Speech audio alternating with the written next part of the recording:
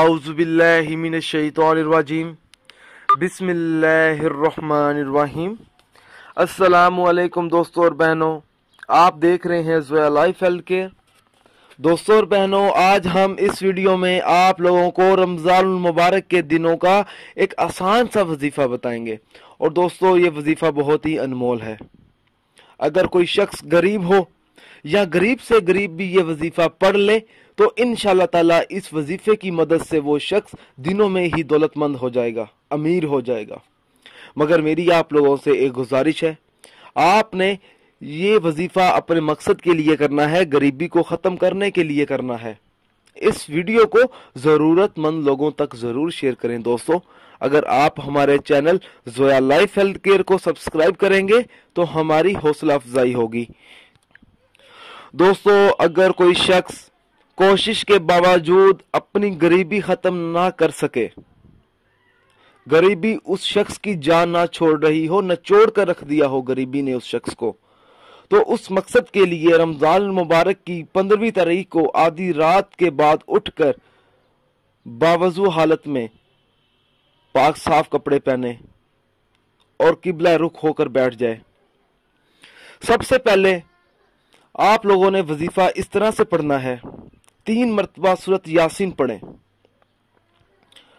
जब आप ये अमल शुरू करेंगे तो आपने अपना मकसद अपने जहन में रखना है, मगर आपने अपना मकसद इस तरीके से जहन में रखना है, जब आप पहली मरतबा सूरत यासीन पढ़ेंगे तो नियत करें कि मेरी उम्र में इजाफा हो।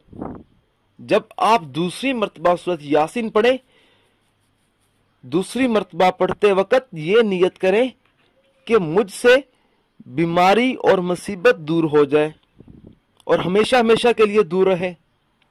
जब आप तीसरी मरतबा सूरत यासीन पढ़ेंगे और तीसरी मरतबा पढ़ते वक्त आपने ये नियत अपने जहन में रखनी है कि अल्लाह ताला गैब से मेरी माली मदद फरमाए और मुझे दिनों में मालदार कर दे।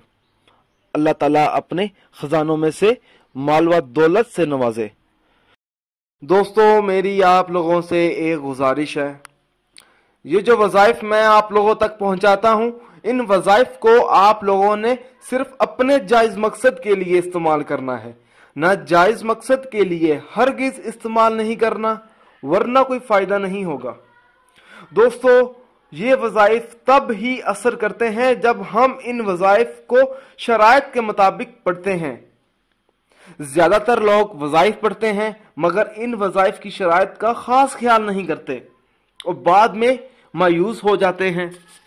दोस्तों, जब भी आप वजीफा पढ़ें, अपने मकसद को अपने जहन में रखें, पूरे यकीन के साथ आप वजीफा करें।